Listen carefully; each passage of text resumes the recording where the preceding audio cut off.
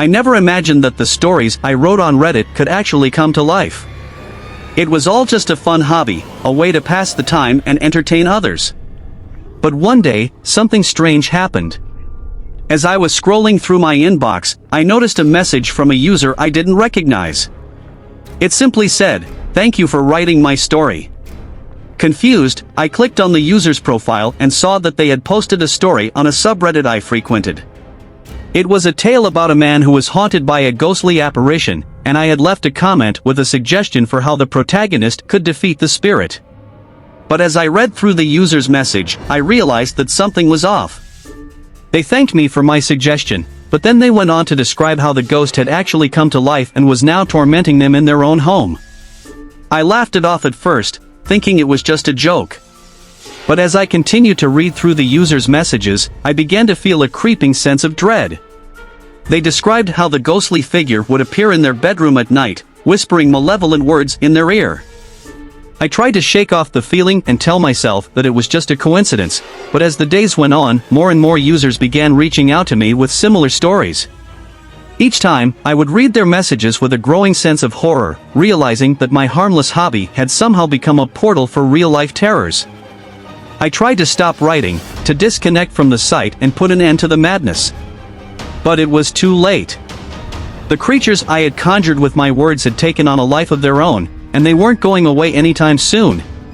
Now, I live in fear of each new message that appears in my inbox, terrified of what horrors it might contain. I never meant for my stories to come to life, but now I'm trapped in a nightmare of my own making, with no escape in sight. The more I tried to distance myself from my writing, the more my stories seemed to come to life. It was as if the very act of creating them had opened up some dark portal, and now the horrors I had imagined were bleeding into the real world. I would try to ignore the messages that flooded my inbox, but they would gnaw at the back of my mind, calling to me like some siren song. And sometimes, when I was feeling brave, I would click on them and read the tales of terror that lay within. There was the story of the haunted doll that would move on its own, whispering secrets to whoever was nearby. The tale of the demon that possessed a woman's body, turning her into a vessel for unspeakable evil. And then there was the story of the monster that lurked in the shadows, waiting to strike when its prey was most vulnerable. I knew that these stories were just words on a screen, but they felt so real, so visceral.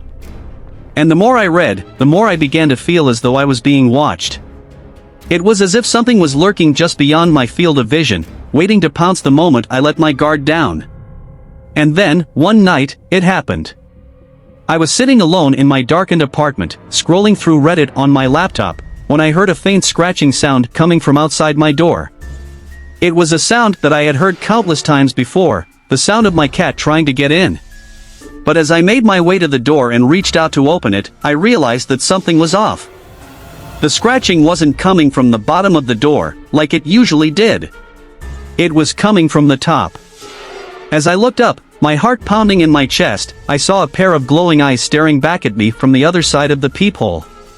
They were the eyes of something inhuman, something that had come from one of my own stories.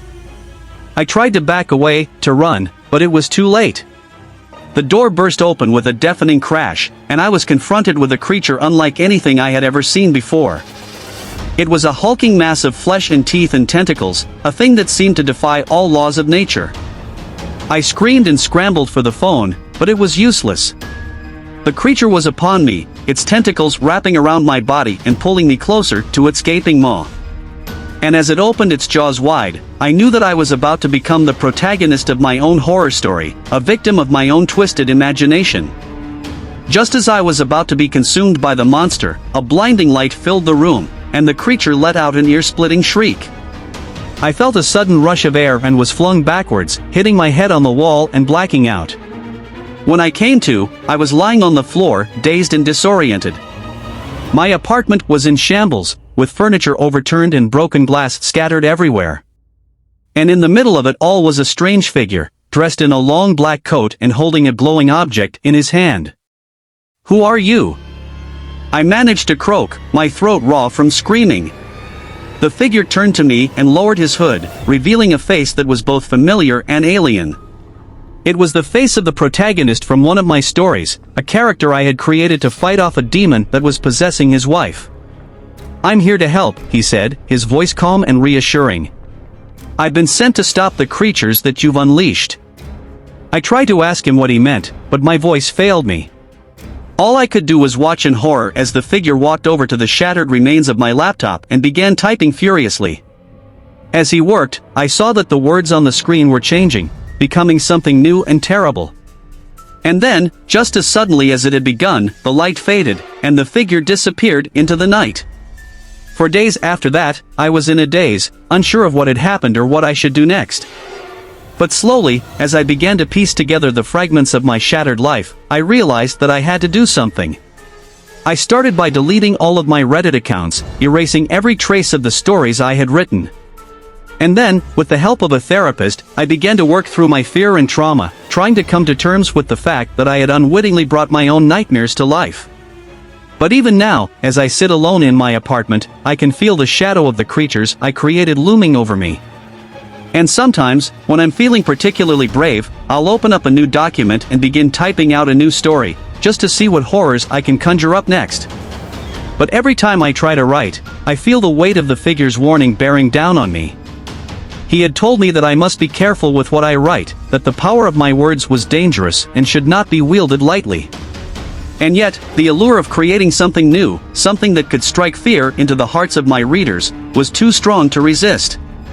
I found myself becoming obsessed with my writing, spending hours hunched over my keyboard, lost in a world of my own creation. It wasn't long before the nightmares started again, more vivid and terrifying than ever before. I would wake up in the middle of the night, drenched in sweat, my heart pounding in my chest as I struggled to catch my breath. And then, one night, I heard the scratching again. It was coming from my closet, a sound that was all too familiar. But this time, it wasn't my cat. I tried to ignore it, tried to convince myself that it was just my imagination, but the scratching grew louder and more insistent. I knew I had to investigate. With trembling hands, I opened the closet door, half expecting to find some grotesque monster waiting to pounce on me. But what I found was even worse. It was a manuscript, lying on the floor amidst the clutter of my closet. It was a story that I had never written, a tale of unspeakable horror that seemed to have sprung fully formed from my darkest fears. As I read through the pages, my stomach turned to ice. The story was about me, about how I had become consumed by my own writing, and how the monsters I had created had come to claim me as their own.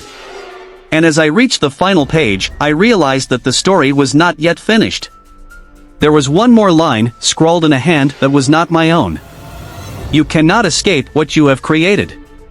It was then that I knew that I was not the one in control, that my writing had taken on a life of its own. And as the scratching started up again, louder and more frenzied than ever, I realized that there was only one way out. I picked up the manuscript and started to write. But this time, it was not a story. It was a confession, a plea for forgiveness from the world that I had created. And as I wrote, I felt the weight of the monsters lifting from my shoulders, felt the power of my words slipping away. And when I finished, I knew that I had finally found a way to escape the horrors that I had brought into the world. But even now, as I sit alone in my darkened apartment, I can still feel the eyes of the creatures I created watching me, waiting for the next opportunity to strike. And I know that I can never truly escape what I have created. Days had passed since I had written that final confession, and the nightmares had stopped. I had moved on from my obsession with horror writing, and had started to explore other genres, feeling as if I had finally regained control over my life. But one evening, as I was settling into bed, I heard a tapping at my window.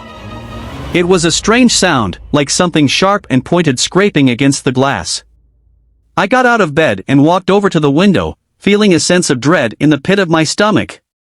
And when I peered outside, I saw something that made my blood run cold. It was the figure from before, the one who had saved me from the monster. But he was different now, his eyes dark and empty, his once calm voice twisted into a manic cackle. "I warned you," he said, his voice echoing through the darkness. "I warned you that you cannot escape what you have created." And then, in a flash of light, he was gone.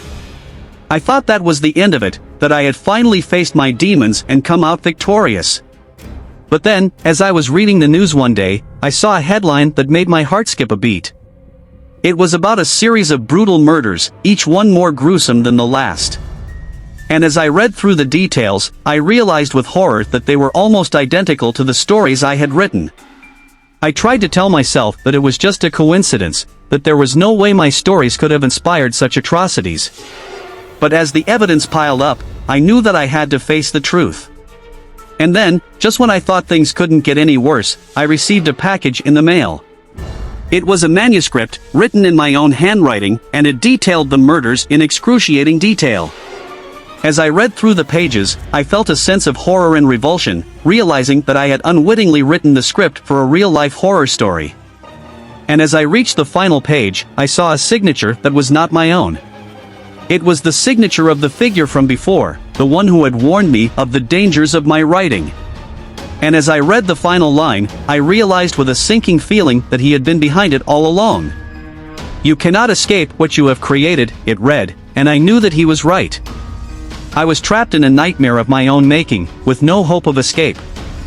I was paralyzed with fear, unable to move or even think. The figure had been manipulating me all along, using my writing to unleash his own twisted desires upon the world.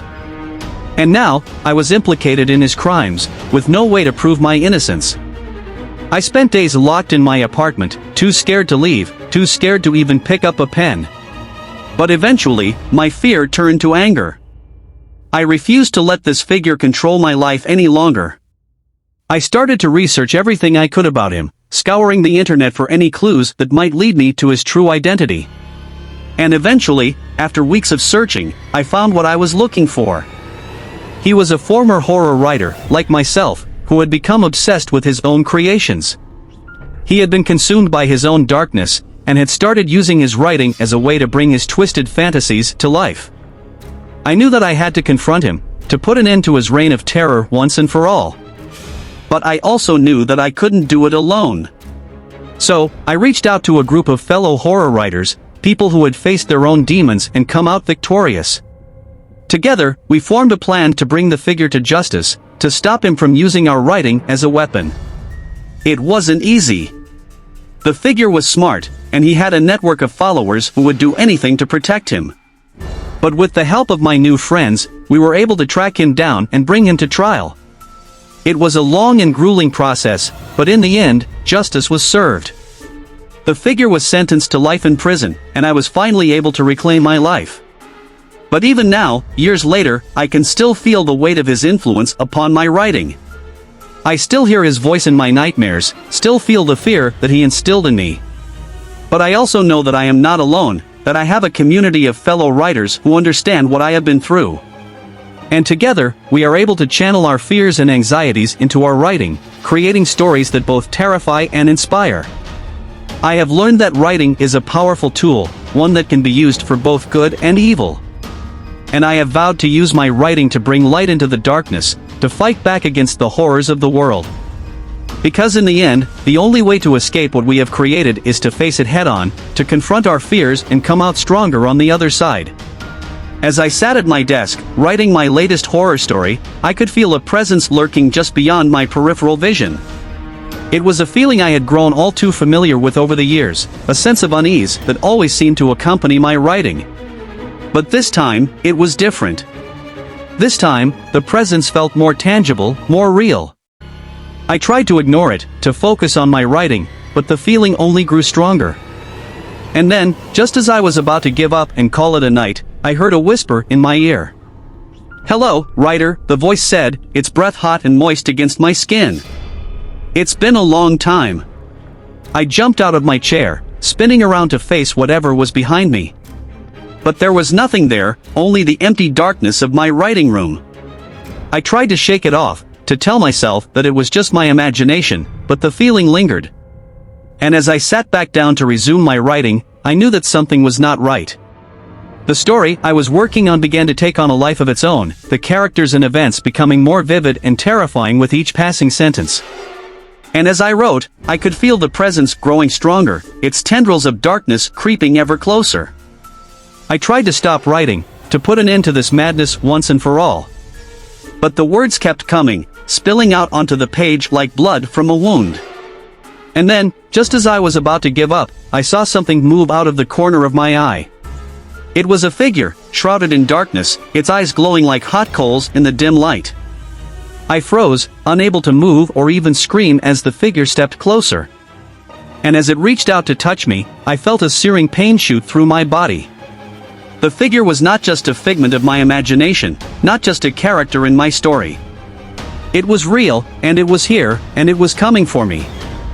I tried to run, to escape the horror that was closing in around me. But no matter where I turned, it was there, waiting, its eyes boring into mine. And then, just when I thought it was all over, I woke up.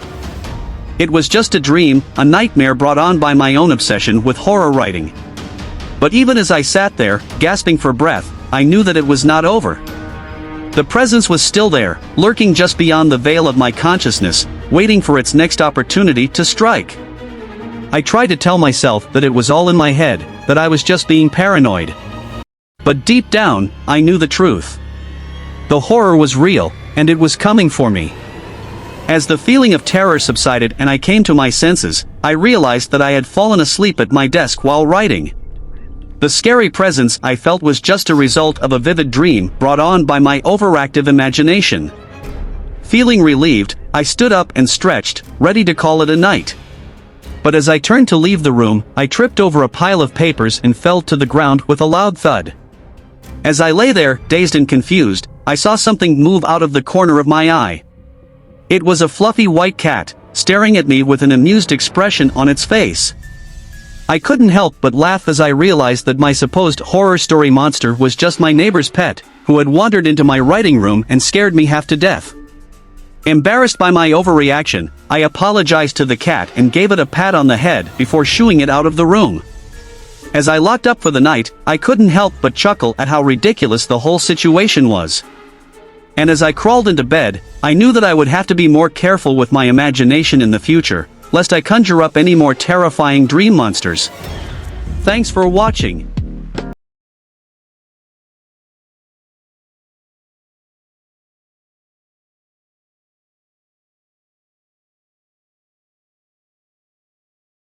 With you.